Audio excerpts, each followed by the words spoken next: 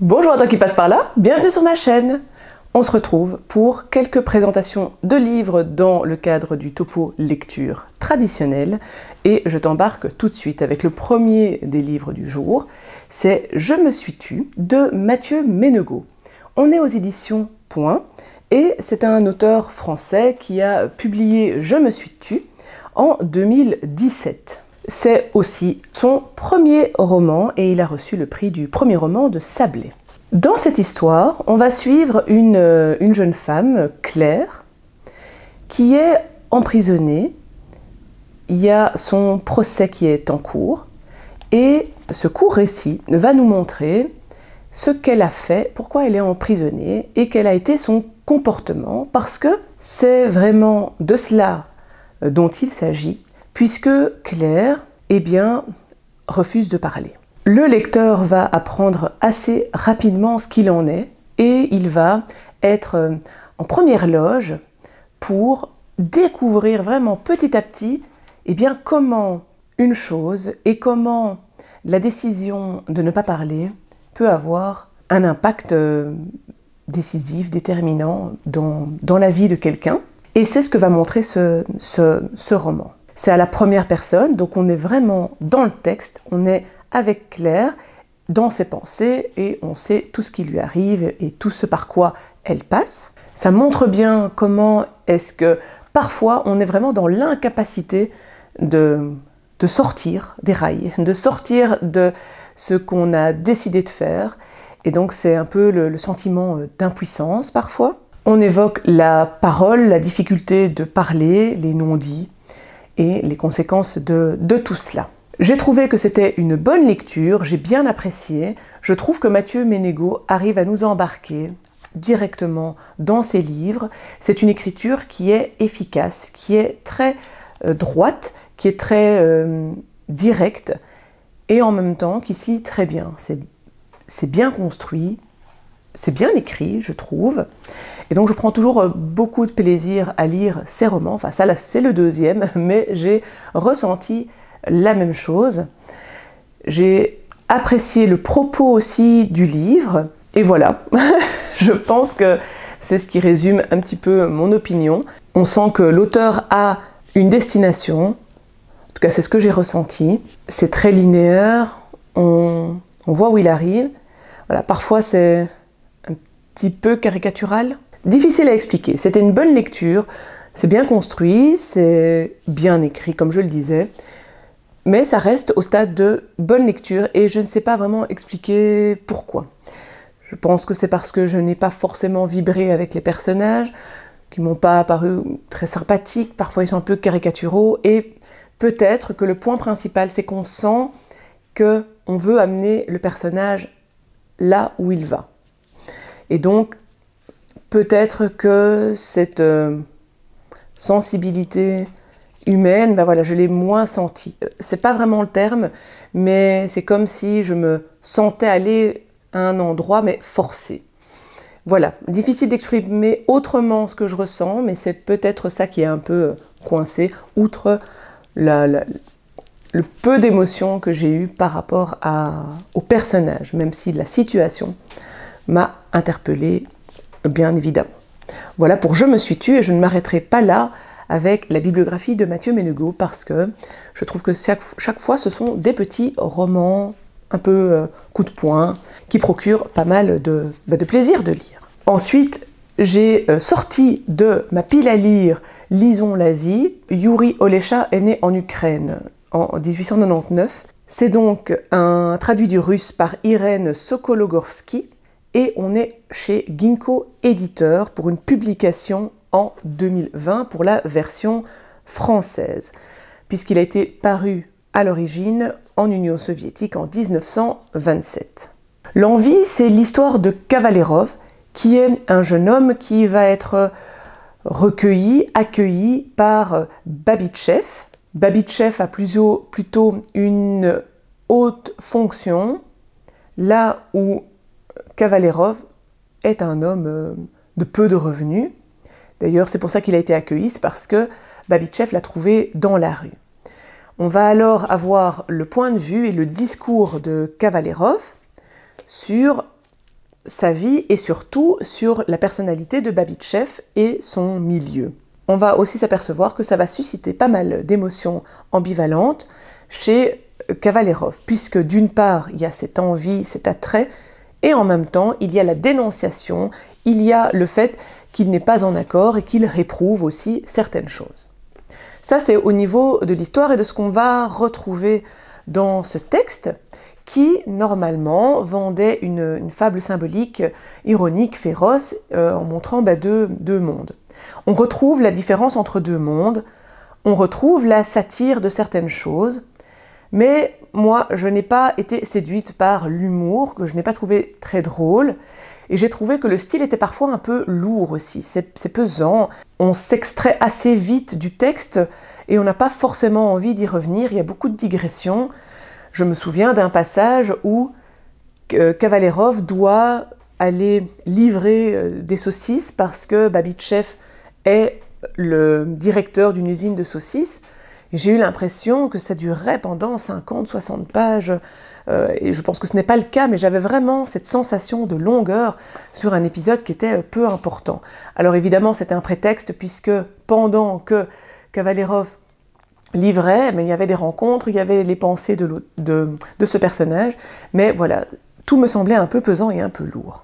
J'ai trouvé aussi que c'était un peu décousu, et donc c'est de ça dont je parle avec des digressions, mais donc ça me semblait très décousu et donc pas facile à suivre. Et c'est vrai que lorsqu'on passe à un stade de la décousution, dès que c'est trop décousu, eh bien je m'extrais trop du texte et ça me perd. J'apprécie très moyennement quand c'est trop décousu. Ou alors ça doit être vraiment bien fait et bien nous raccrocher à certains moments. En tout cas, je me rends compte que j'ai assez de mal avec ce genre de récit.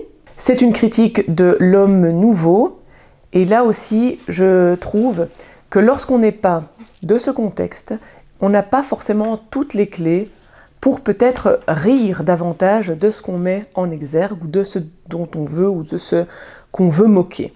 Du coup, moi je pense que je passe un peu à côté de ces textes qui sont, je pense, plus profonds que ce que je n'en perçois. Je pense percevoir l'essentiel, mais je pense que pour apprécier, il faut vraiment bien mieux comprendre et décortiquer ce qu'il se passe. Au-delà de ça, c'est quand même une écriture que j'ai moins appréciée, et ben voilà, ça arrive aussi. Voilà pour l'envie. On passe à un manga à présent, puisque j'ai lu My Broken Mariko, qui est un manga édité chez Kiyun. L'auteur, c'est Waka Hirako. C'est une publication en 2020, et on a une traduction d'Alex Ponto. Pour la version française, c'est publié normalement en 2021, je pense. En tout cas, en version originale, c'est en 2020. Voilà pour ce qui est de la fiche signalétique de ce manga. C'est un one-shot. Et ici, on va suivre l'histoire de Mariko, mais pas directement de Mariko, puisque le personnage principal, c'est Tomoyo, qui est la meilleure amie de Mariko. Et Tomoyo va apprendre le décès de son amie, de sa meilleure amie. Elle va avoir une sorte de rétrospective, de remise en question, et va suivre une certaine quête quand elle apprend le décès de sa meilleure amie. Parce que Mariko habitait avec Tomoyo, en tout cas elle s'était vue il y a peu de temps, et Tomoyo elle ne s'est pas rendue compte, et n'a pas compris pourquoi Mariko ne lui a rien dit et est partie comme ça. On va suivre Tomoyo dans ses pérégrinations et dans ses aventures, parce qu'elle va se rendre chez le père de Mariko, parce qu'il est arrivé des drames dans cette famille. C'est pas pour rien que Mariko quand même vit des choses difficiles et n'est pas très bien dans sa vie.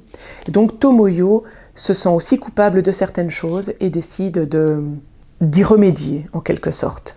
Donc voilà un peu ce qu'on va suivre dans cette histoire, qui est aussi une sorte de roman d'apprentissage à un moment T de Tomoyo. On va voir les relations entre ces deux jeunes filles. Il y a beaucoup d'émotions dans ce manga, parce que le graphisme aussi sert ces émotions. Il y a un côté qui est assez beau. Alors j'ai trouvé l'autre aspect. Je ne vais pas trouver l'aspect beau, mais par contre, les traits sont assez marqués. Et donc, si tu peux le voir à l'image, les personnages ont des traits tirés, ils sont cernés. Parfois, ils ont un aspect un peu cadavérique, ils sont très creusés. Et à d'autres moments, c'est beaucoup plus rond, beaucoup plus esthétique. Et donc, on alterne vraiment sur ces deux traits de crayon, enfin, ces deux traits qui montrent la détresse des personnages. Et à côté de ça, quand les personnages vont mieux et quand ils respirent finalement plus de joie de vivre. Je trouve que ça, c'était assez cohérent et assez bien fait. Donc, j'ai bien aimé le graphisme, j'ai bien aimé l'histoire aussi. Voilà, je pense qu'il m'a manqué un petit quelque chose parce que c'était un peu attendu, je trouve. Donc j'ai lu, j'ai bien aimé, c'était un bon plaisir de lire, une bonne lecture, mais j'ai pas vibré plus que ça, je n'ai pas été surprise plus que ça, et je ne me suis pas dit que c'était exceptionnel. Voilà. À côté de ça, c'était très dynamique aussi et très vivant, et voilà, j'ai passé un bon moment. J'ai lu un autre manga, mais là j'ai clos enfin une série, parce que c'est bien de commencer, c'est bien de poursuivre, mais c'est encore mieux quand on peut clore une série. Et donc moi, j'ai lu le tome 17 des Liens du sang. Je te mettrai la vignette là parce que je n'ai plus le manga et donc je ne sais plus quels sont les auteurs et ni quelles sont les années de publication, ni la maison d'édition, bref, je ne sais rien. Donc, je te mets la vignette là et tu pourras aller te renseigner, mais c'est sorti de mémoire en version française il y a peu. Je pense que c'était attendu pour février 2025, si ma mémoire est bonne. Voilà, je sais que j'attendais ce tome 17 avec impatience. Je l'ai lu maintenant. Donc, l'histoire des Liens du sang, parce qu'évidemment, je ne peux pas te raconter ce 17e tome, c'est une sorte, pas une sorte, c'est totalement un huis clos, des relations, un focus sur les relations toxiques entre une mère et son fils. On apprend dès le départ que cette mère a une relation très fusionnelle, qu'elle a une emprise terrible sur son fils et que lui-même a du mal à se construire avec ou sans sa mère d'ailleurs. Et on va vraiment suivre cette évolution-là, qui est cette mère et comment se joue cette relation entre les deux protagonistes. Ils ne sont pas tout seuls puisqu'il y a un père qui est là aussi, il y a la famille, la tante, l'oncle, le cousin, et il y a les voisins, enfin d'autres personnages qui viennent et qui interviennent dans l'histoire. Mais on va vraiment se centrer sur cette relation entre la mère et son fils. C'est donc un manga qui est très psychologique et en même temps un roman d'ambiance parce que cette ambiance malaisante nous prend aux tripes, cette toxicité latente, directe et indirecte, est très très présente et prend vraiment fort le lecteur, d'autant plus que les graphismes sont très épurés, il y a peu de dialogue, c'est un focus, enfin c'est un gros plan sur les visages, sur les expressions, donc ce sont des planches assez grandes, découpées en grandes cases, et chaque case met le doigt sur, enfin pas le doigt, mais met en avant un plan et une séquence des visages, des expressions et des différents personnages. Donc il y a peu de décors, peu d'univers aussi, donc c'est vraiment, ce sont les personnages qui sont mis en premier plan. Voilà pour ce qui est de l'histoire, de ce qu'on peut y retrouver. Alors moi j'ai beaucoup aimé cette série, je trouve qu'elle est très glaçante, je trouve qu'elle est très bien exploitée, en tout cas les liens familiaux et ce côté malsain, malaisant d'une relation toxique est bien illustré aussi. Les portraits sont très forts, on a beaucoup d'empathie pour ce personnage et on a envie de le voir évoluer, on apprécie le voir évoluer et on passe par plein d'émotions parce qu'on peut se dire « Mais qu'est-ce que tu fais? Arrête ça tout de suite !» Et puis en même temps, avec un peu de recul, on comprend en fait et on arrive à décortiquer comment est-ce qu'on peut en venir à dire certaines choses, à faire certains choix et surtout la complexité pour se sortir d'une relation toxique. J'ai trouvé pour moi que la fin était un peu attendue et qu'on aurait pu finalement clore sur le volume 16, on aurait pu rajouter 20 pages et voilà, l'histoire était terminée. Je trouve qu'il y avait beaucoup d'attentes moi j'ai eu beaucoup d'attentes pour ce volume 17 et finalement Il y avait encore moins de texte que dans les autres tomes. On restait très semblable, enfin, il y avait peu d'évolution, peu d'action, peu de choses qui se passaient dans l'histoire. Et oui, j'ai trouvé la fin assez prévisible. En tout cas, moi, je m'y attendais quand même un petit peu. Voilà, maintenant, elle clôt bien la série, c'est une vraie fin, elle est cohérente, voilà, et elle peut s'apprécier aussi. Voilà mes petits bémols. Et à toi de te faire ton propre avis. Hein. Si tu suis la série, je t'invite quand même à terminer évidemment la série. Moi, j'ai en tout cas apprécié faire la rencontre des liens du sang. Un petit peu de poésie, mais peut-être pas une ambiance plus rose. C'est Enfiler la chemise de l'aïeul de Souad Labiz que je te présente maintenant. C'est une autrice qui est algérienne. C'est traduit en arabe par Dia Bousselmi. Et on est aux éditions des Lumières pour une publication ici en 2011. C'est donc un recueil de poésie, c'est la deuxième fois que je lis un recueil de cette autrice. Le premier, je ne me rappelle plus du nom, mais j'avais vraiment beaucoup aimé ce recueil. C'était un recueil dans la même maison d'édition Rouge et ça parlait de son amour pour une autre femme. J'avais vraiment adoré ces mots et ce qu'elle voulait dire. Ici, on est sur un autre registre parce qu'elle va plutôt décrire le quotidien, la culture, les mœurs, parfois le système politique d'Alger. Et je dois bien avouer que je suis parfois passée, même très souvent passée à côté. Parce que certaines choses étaient compréhensibles, hein, c'est pas ça, mais je pense que là aussi, un peu comme pour l'envie au niveau du système russe, il y a des choses que je ne connais pas non plus et je pense que c'est très subtil. Et en poésie, c'est déjà pas toujours facile de bien comprendre le sous-texte, mais ici, je trouve que là, ça se ressent. Donc voilà, j'ai moins adhéré parce que je pense que j'ai moins compris. Et même en relisant plusieurs fois les poèmes, je sentais qu'il me manquait quelque chose, que je n'accédais pas à ce que l'autrice voulait en dire. Parce que je ne pense pas qu'elle ne voulait rien dire. Donc, je m'impute cette responsabilité de ne pas avoir compris tout ce que l'autrice voulait mettre en avant dans ses poèmes. Voilà, je trouve que son écriture est très jolie, mais ça me manque un petit peu de compréhension. C'est quand même une écriture directe, on comprend, et ça, c'est une écriture, une plume que j'aime beaucoup, même si c'est un peu plus nébuleux, on comprend quand même. Je vais te lire un extrait de ce recueil. C'est un extrait qui est très court, mais la plupart des poèmes de ce recueil sont très courts. Il n'y a pas de titre. Que disait ta berceuse à part ton murmure, rien que l'enfant ne puisse saisir qui aurait retardé le sommeil. Voilà, c'est vraiment de cet acabit-là que sont aussi écrits les autres poèmes. Je continuerai à découvrir cette autrice parce que je pense qu'en fonction des thèmes, je peux être plus ou moins séduite par ce qu'elle propose, mais globalement, c'est une poétesse que j'aime beaucoup et dont j'aime la plume.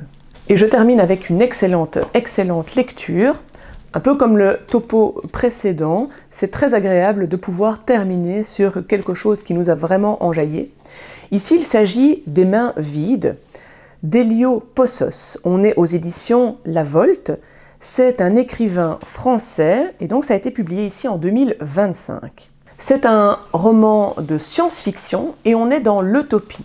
Ce que j'ai bien aimé, c'est que, en première page, plus ou moins, on nous explique la différence entre utopie et utopie et j'ai adoré avoir cette définition parce que je me suis vraiment dit à ce moment-là qu'en fait je me plantais systématiquement sur ce que voulaient dire ces deux mots. En bref, utopie, c'est un lieu qui n'existe pas, et utopie, qui est l'inverse de dystopie, c'est un lieu idéal. C'est mieux défini évidemment dans le livre, mais grosso modo, c'est de cela dont il s'agit. On est donc ici sur un lieu idéal. J'ai abordé ce texte sans rien en savoir, même s'il m'avait été conseillé par une libraire au moment où je suis allée sur leur stand à la Foire du Livre de Bruxelles 2025. Je savais que c'était une utopie, mais je ne savais plus du tout de quoi ça parlait. Nous sommes dans un futur plus ou moins proche, on ne le sait pas, c'est pas non plus défini. On sait que les conditions du réchauffement climatique ont fait rage parce que, eh bien, beaucoup de choses ont changé. Beaucoup d'évolutions ont dû se faire et on se rend compte que la verdure, la nature, c'est beaucoup plus désertique, c'est beaucoup plus sec, il fait beaucoup plus chaud, donc il y a beaucoup de choix qui doivent se faire, l'eau est plus rare. Bref, il y a toute une série de choses qui nous montrent que le réchauffement climatique a eu un impact important. Et en même temps, c'est un système, un univers dans lequel des horizons ont pu se construire. En gros, dans cet univers, dans cette utopie, il y a les verticaux qui sont proches, qui sont même totalement, enfin qui sont très proches de ce qu'on vit à l'heure actuelle, avec une hiérarchie sociale, avec des gens qui gouvernent, avec voilà, tout un système qu'on connaît en verticalité. Et le rhizome, c'est, à l'inverse, un système basé sur le système anarchique. Pour comprendre cet univers et ce système politique, l'auteur a habilement utilisé ces personnages. En gros, on va suivre une femme ou un homme. En fait, on ne le sait pas très bien parce que là aussi, c'est une grande prouesse. C'est un univers, enfin, c'est un monde qui accepte aussi la différence et qui est ouvert aux sexualités classiques, non classiques. Voilà. Et donc on est dans cette ouverture-là, puisque ce personnage ne se définit pas. On apprend que pour des raisons climatiques, elle doit se rendre dans une autre communauté. Elle doit donc faire la route. Ils sont en vélo et elle se met en route. En route, elle croise d'autres personnes qui l'accompagnent un petit bout de chemin ou pas du tout, qu'elle croise juste, et puis elle va croiser aussi d'autres communautés. Et donc, grâce à son regard, ou alors la voix qui est donnée aux personnes qui sont rencontrées, on va apprendre ce que sont ces différentes communautés, comment est-ce qu'elles s'organisent et quel est le rôle de chaque personne dans ces communautés et comment va se déployer cet anarchisme. Il y a des références à Ursula K. Le Guin, puisque c'est une grande référence aux dépossédés, que je vais donc lire vraiment très très prochainement, parce que ça m'a donné terriblement envie de connaître les dépossédés. Ici, c'est une écriture qui est très originale. En plus donc de cette inclusion des personnages, il y a une écriture inclusive. Il y a plusieurs formes.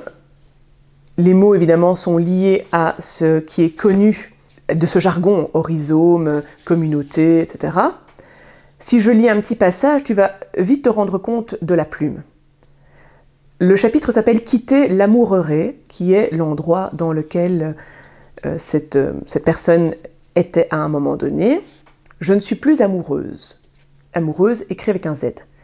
Tu le sentais déjà perler depuis des semaines, à gouttes de regards plus fuyants, de caresses plus rares, d'une complicité se délitant, imperceptible, presque à mesure que les sentiments irriguaient de moins en moins votre jardin commun. Elle, qui est le nom, passait de plus en plus de temps dans les assemblées du Caracol, faisait bien plus que sa trentaine d'heures communes. Elle se perdait dans les chantiers co, les formations bonus, les cordeaux d'atelier, les préparations artistiques, la danse et la chorale. Tout ce qui semblait trésor pour elle, mais l'éloignait de votre nid, notre Caracasa. Et l'on n'osa pas longtemps te dire que l'on voyait tous. La nappe était épuisée, elle ne reviendra pas. Tu avais pompé pourtant, patienté, déployé tout ton savoir, accordé. Le dialogue et l'attente, l'espace, la médiation, des respirations amples et une carabanatae. C'est fini. Voilà, donc je trouve très parlant, parce que c'est une écriture qui est poétique, qui est un peu énigmatique, qui est elliptique. On sent le jargon, donc on doit un petit peu décortiquer, on doit prendre son temps pour comprendre. Mais là, c'est flou un temps, à un moment, on comprend ce qu'il arrive et on a les clés pour décortiquer, pour comprendre et appréhender ce système. On appréhende vraiment bien les différentes valeurs qui sont au cœur de ces systèmes anarchistes. C'est très riche en réflexion, en perspective. C'est tellement crédible et cohérent qu'on peut se projeter dans ce monde. Et honnêtement, j'ai eu envie de les rejoindre. J'ai eu un grand coup de cœur pour ce livre. et pour ce que l'auteur voulait montrer. Je l'avais dit déjà précédemment quand j'ai lu les livres de Margaret Killjoy qu'il me manquait un petit quelque chose pour mieux comprendre le système des anarchistes. Et ici, j'y ai trouvé mon compte. Je trouve que on a une histoire, on a une belle plume, on a des réflexions, on a un système politique qui est construit. Il y a vraiment énormément de choses dans ce livre. Et moi, ça m'a donné envie de découvrir encore plus ce système. D'ailleurs, petit spoiler, j'ai enchaîné avec ma lecture d'Emma Goldman, l'anarchisme, ce dont il s'agit, parce que vraiment, ça m'a fort inspiré et vraiment donné envie de connaître plus ce système qui m'interpelle et finalement auquel j'ai beaucoup cru. Voilà pour cette excellente lecture qui clôt ce topo. Je suis tellement contente quand je te donne envie de lire un livre que j'espère que ça a été le cas. Cette fois-ci, n'hésite pas à le mettre en commentaire. Si tu ne sais pas quoi dire, tu mets un petit emoji sur ce qui te passe par la tête. Voilà. Et puis voilà, je te dis à très bientôt pour une prochaine vidéo et en attendant que le plaisir de lire soit avec toi.